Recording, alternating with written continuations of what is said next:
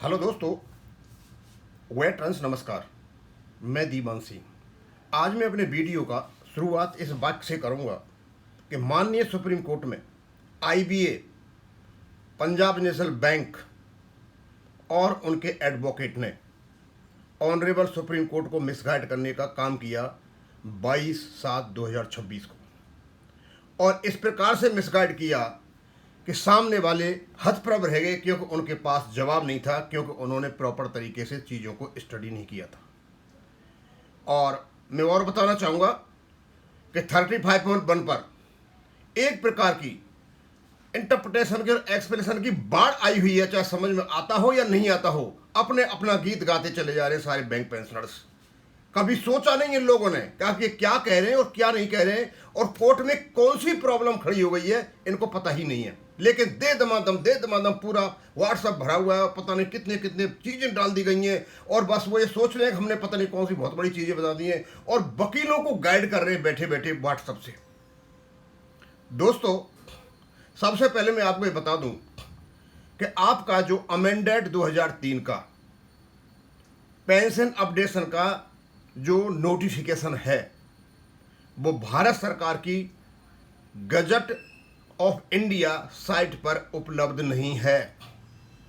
यदि वहाँ उपलब्ध नहीं है तो उसकी वजह से अलग अलग प्रकार के वर्जन के जो अमेंडेड 2003 का जो नोटिफिकेशन है वो हमारे पास उपलब्ध है, क्योंकि नोटिफिकेशन में सिर्फ एक लैंग्वेज होगी, दो लैंग्वेज नहीं होंगी, और उसमें हर एक प्रकार की अलग अलग प्रकार की लैंग्वेज है।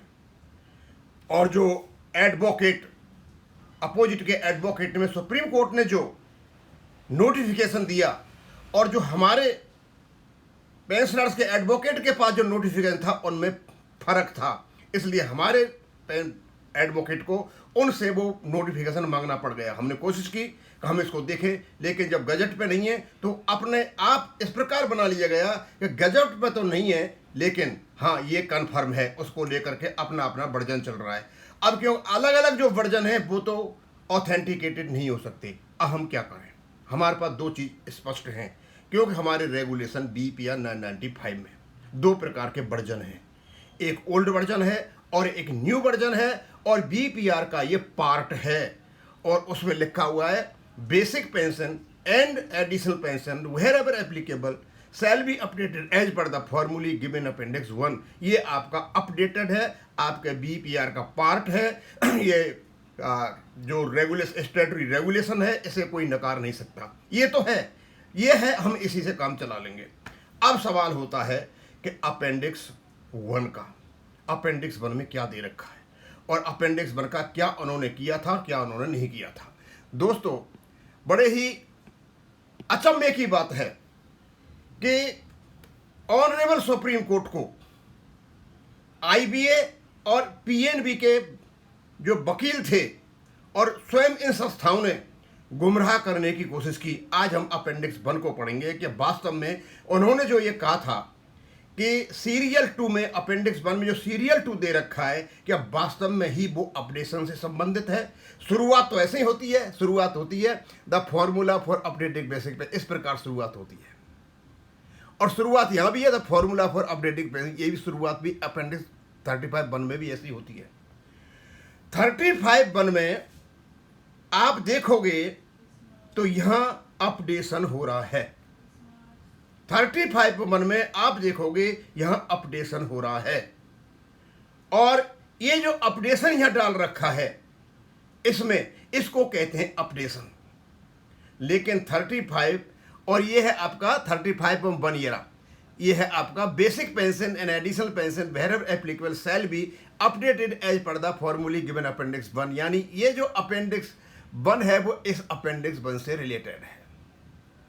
अब सवाल ये होता है कि क्या ये जो सीरियल नंबर 2 है, क्या ये इससे रिलेटेड है? इससे रिलेटेड है 35(1) से? ये बिल्कुल नहीं है। ये गुमराह किया गया केवल शुरुआती लैंग्वेज डाल करके। Formula for updating basic pension, हमारे वकीलों को यहीं इस चीज़ को ढूंढना है, इंटरप्रेट करना है और बताना है ये गुमराह किया जा रहा है। और जब ये आप पढ़ोगे इसको,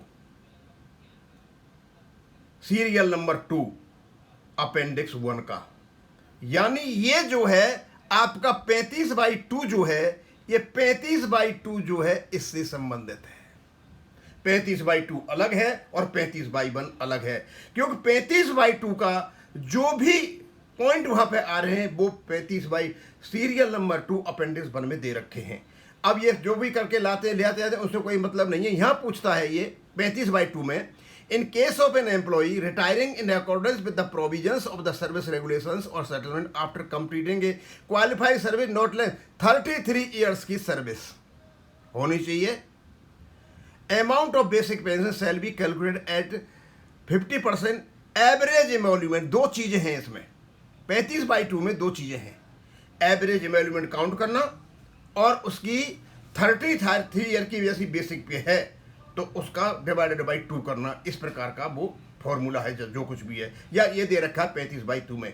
और ये 35/2 हु बहू यहाँ सीरियल नंबर 2 अपेंडिक्स 2 में दे रखा है, अपेंडिक्स सीरियल नंबर 2 में दे रखा है। तो हम जब कैलकुलेशन करते हैं पूरा का पूरा, इन्होंने मतलब 10 मंथ का जो एवरेज निकाला है, तो ये अपडेशन तो है नहीं, they are calculating the 10 month salary of the person who is falling between 2 base settlements.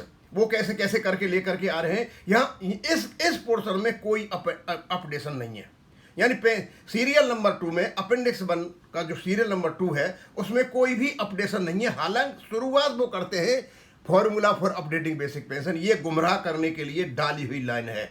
आगे जब आप देखोगे तो यहाँ निकल करके आता है, देखो ये आप, ये आ गया टोटल नंबर ऑफ 3 4। अब आप 6 से देखिए, आप average emolument for the purpose of person, ये रहा आपका 35/2 में एवरेज एमोल्यूमेंट्स यहाँ काउंट किए जा रहे हैं। Average emoluments of for the purpose pension total age पर 5 above 10, तो यहाँ इन्होंने एवरेज एमोल्यूमेंट निकाल दिए और एवरेज एमोल्यूमेंट निकाल करके 10 से भाग कर दिया। पहले 1 महीने की इन्होंने क्या निकाल ली, 1 महीने की सैलरी निकाल ली, एवरेज सैलरी निकाल ली।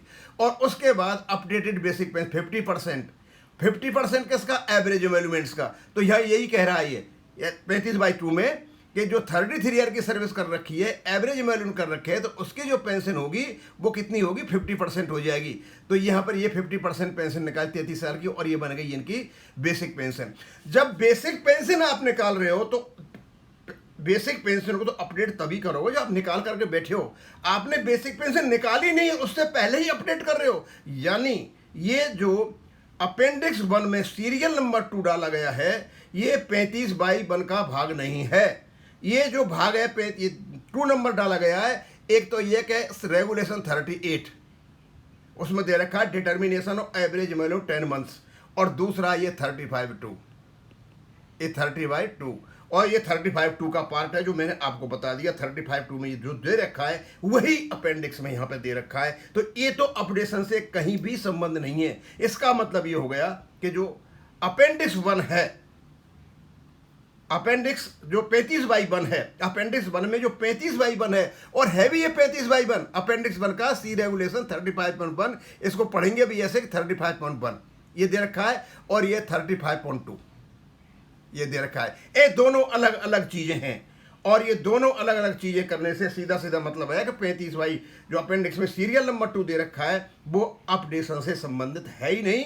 केवल और केवल भ्रमित करने के लिए एक जाल फेंका गया माननीय सुप्रीम कोर्ट में, और इसको जब देखोगे जो कैलकुलेशन हो रहा है तो अपडेशन है ही नहीं। They are calculating the emoluments, average emolument for 10 months and then dividing it by 2 if they have completed 30 year of service, और उनकी बेसिक पेंशन निकाली है। यहाँ बेसिक पेंशन निकाली जा रही है, यहाँ अपडेशन किया जा रहा है। इसका मतलब ये हो गया कि appendix 35/1 amended 2003 definitely gives us pension updation, और ये केवल और केवल हमारे वकीलों को माननीय सुप्रीम कोर्ट में इंटरप्रेट करने की जरूरत है। यदि इनको पता होता तो डेफिनेटली ये चीज को कोर्ट में इंटरप्रेट कर देते हैं, क्योंकि अभी तक ये जितने भी पिटीशनर इनके साथ लगे, चाहे EIB पार्क के लगे, चाहे JD शर्मा लगा, चाहे सेवाराम जी लगे, इन्होंने इसको स्टडी किया ही नहीं।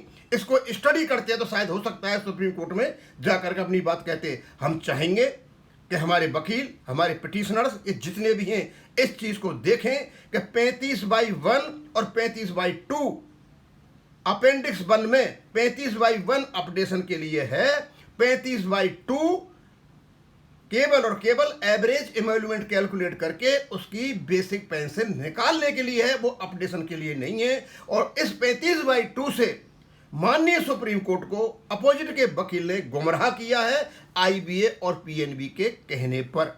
अभी इसके और भी हम वीडियो बनाएंगे और इसको मैं अपने आचार्यों को भेज दूंगा और अपने जहाँ जहाँ है उनको भेज दूंगा। और जब उनके दिमाग में ये बात जब बैठेगी, हाँ ये बात इस प्रकार है, तो मुझे लगता है कि उसके बाद में इसको सुलझा करके बाहर निकल के आ जाएंगे। अब इसको यहाँ ही खत्म करूंगा। थैंक यू, धन्यवाद।